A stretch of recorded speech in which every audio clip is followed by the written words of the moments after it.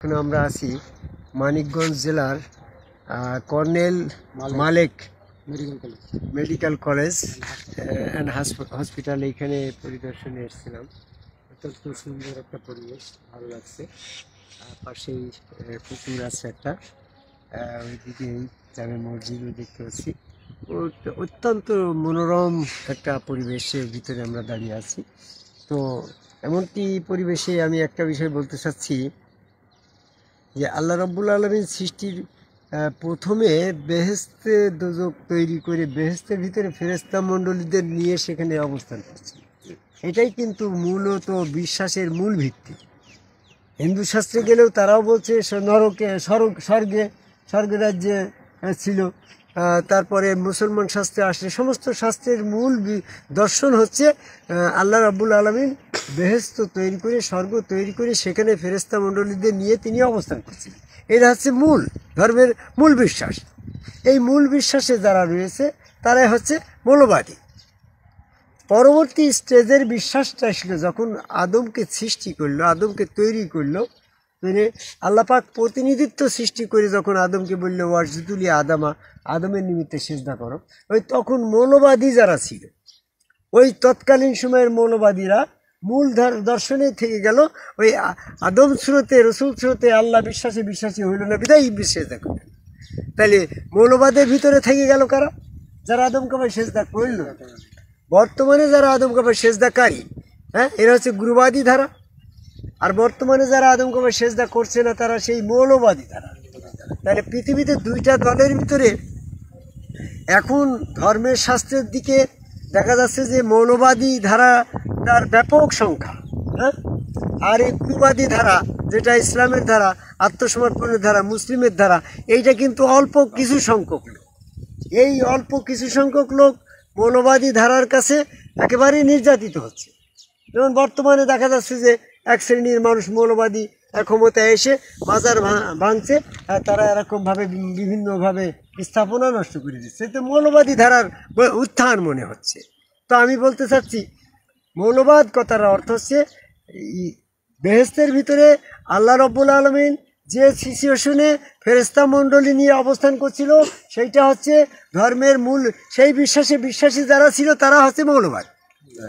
এদের বিশ্বাসের ফিলোসফিটা কি আর গুরুবাদী ধারার ফিলোসফিটা কি, এটা নিয়ে আমি একটু অল্প কিছু কথা বলবো। মাসুম, ওরা বলছে যে সেই বিশ্বাসী তারা আল্লাহকে বর্তমানে যারা মৌলবাদে বিশ্বাসী তাদের রিসার্চ করে দেখা যাচ্ছে তারা নিরাকারে আল্লাহ বিশ্বাস করছে। তাদের মস্তিষ্কের ভিতরে আল্লাহ পাকের কোনো আকৃতির চিন্তা করাটাই এরা শিরক মনে করে। অথচ আল্লাহ রাব্বুল আলামিন যখন আরশ আজিমে বসবেন বা বিচারে বসবেন তখন তো আমরা সবাই দেখতে পাবো, তখন তো তাহলে আকৃতি আইসি গেল।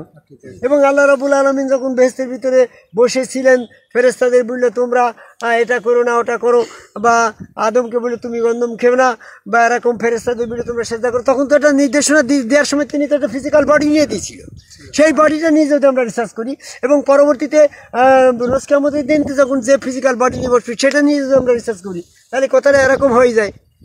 তো সেক্ষেত্রে দেখা যাচ্ছে যে আল্লাহ পাকের হাত আছে, পা আছে, আল্লাহ কথা বলে তাহলে তার মুখ আছে, আল্লাহ পাকে নির্দেশনা দিল তার হাত আছে, তার আসনে বসা আছে, তাহলে তার ধর বা দেহ আছে। এ ব্যাপারে পার্টিকুলার কোরআন থেকে আমি দেখছি সূরা সাদের ৭৫ নম্বর আয়াতে বলছে আমি নিজ হস্তদের দ্বারা তৈরি করলাম। তাহলে এখানে আল্লাহ পাকের হাত আছে। তো হাতটা যদি বলা হয় কাল্পনিক, তাহলে দেহটা তৈরি করলেও আদমের দেহ মাটি দিয়ে তৈরি করলে মাটিটা যখন বাস্তব তাহলে হাতটা বাস্তব, অসুবিধা কোথায়? তারপর বলছে আল্লাহ পাকের চেহারা, সূরা কাসাসের ৮৮ নম্বর আয়াতে বলছে সমস্ত চেহারা ধ্বংস হবে আল্লাহ চেহারা ব্যতীত। এখানে তো বলছে কাল্পনিক চেহারা, কাল্পনিক কুদরতি চেহারা হলে ধ্বংস হবে না, তাহলে এটা তো ধ্বংস হবে যেটা সেটা নিশ্চয়ই বাস্তব ছিল, আর যেটা হবে না সেটা বাস্তব, তাহলে চেহারাটা আল্লাহর বাস্তব ছিল। সূরা কালামের ৪২ নম্বর আয়াতে বলছে সেদিন আল্লাহ পাকের পায়ে সেজদা করা হবে। তো আল্লাহ পাকের পাটা কুদরতি পা হতে পারে, যেটা প্রকাশ করা হবে সেটা নিশ্চয়ই কুদরতি না, বাস্তব। এরকম আল্লাহ সূরা সিজদা ৪ নম্বর আয়াতে বলছে আল্লাহ সিংহাসনে বসবে, ৬ দিনে পৃথিবীতে আল্লাহ আরো সে বসলেন, তাহলে যেখানে বসা এবং দাঁড়ানো থাকে উল্লেখ থাকে, তাহলে সেটা বাস্তব। এই বাস্তব আকৃতি বিশিষ্ট আল্লাহ বেহেশতের ভিতরে আরশ আজিমে ছিল, রোজ কিয়ামতের দিন যখন উনি আরশে বসবেন সেটা বিশ্বাস করবেন। তো সেই বিশ্বাসটা গুরুবাদী ধারার বিশ্বাস হচ্ছে আল্লাহ নিজ স্রোতে মানুষ তৈরি করে আদম তৈরি করে বললো যে ওখানে সেজদা করো। তাহলে গুরুবাদী ধারার বিশ্বাস হচ্ছে রসুলের হাত আল্লাহর হাত, রসুল সুরত আল্লাহ, রসুলের মধ্যে স্বয়ং আল্লাহকে একত্ববাদে নিচে বিশ্বাস করে সেজদা দেওয়াই হচ্ছে আমাদের গুরুবাদী ধারা। সূরা আল ফাতিহা 10 নম্বর আয়াতে বলছে, বায়াতের মাধ্যমে সেজদা।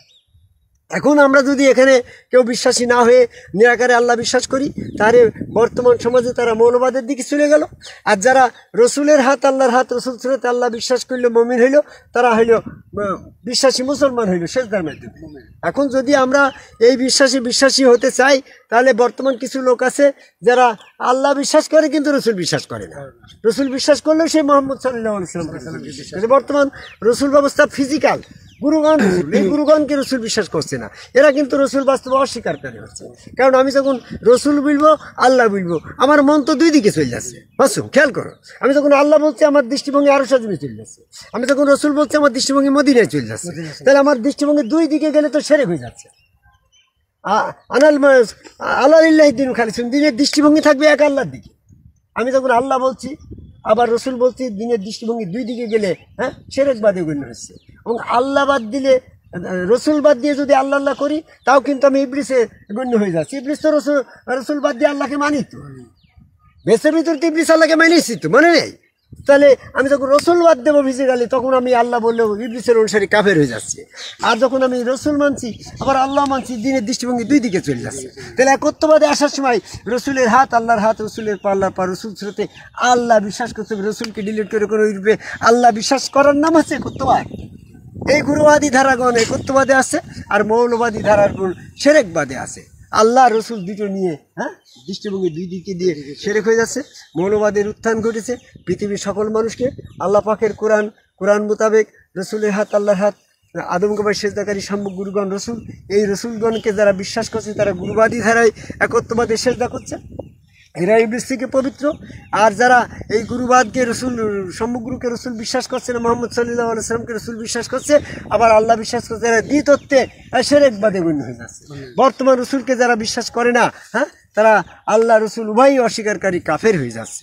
এই জন্য সূরা আল ফাতিহার 12 নম্বর আয়াতে বলছে, যারা আল্লাহ বিশ্বাস করে, রসুল বিশ্বাস করে তারা মুমিন, আর আল্লাহ রসুলকে যারা অস্বীকার করে তারা কাফের। বর্তমান রসুলকে যারা অস্বীকার করছে, তারা রসুলের হাত আল্লাহর হাত স্বীকার করছে না বলে তারা আল্লাহ অস্বীকারী, রসুলের অস্বীকার। আর যারা বর্তমান গুরুকে রসুল বিশ্বাস করছে তারা রসুল বিশ্বাসকারী, এবং ওই হাত আল্লাহর হাত, ওই পা আল্লাহর পর ভিতরে স্বয়ং আল্লাহ, ওই রূপে আল্লাহ বিশ্বাসে সেজদা করছে, তারা আল্লাহ বিশ্বাসী। তো যারা গুরুগণকে রসুল বিশ্বাস করে আদমভাবে সেজদা করছে তারা আল্লাহ রসুলের বিশ্বাসী মোমেন। আর যারা গুরুগণের মাধ্যমে রসুল বিশ্বাসী নয়, ওই রূপে আল্লাহ বিশ্বাসী নয়, তারা আল্লাহ রসুল অস্বীকারী কাফের। তাহলে মৌলবাদের উত্থান ঘটেছে। আমি মনে করি যে মৌলবাদের সমর্থন না করে গুরুবাদী ধারার সমর্থন করে আমরা সবাই আদমকুমার সেজদাকারী একজন সম্মুখ রসুলের কাছে বায়াত গ্রহণ করি, সেখানে একত্ববাদী সেজদার মাধ্যমে, আদম সেজদার মাধ্যমে পবিত্র হয়ে আত্মসমর্পণ করা, মুসলমান হওয়ার আহ্বান করি। আমার কথা শেষ করি। জয় গুরু।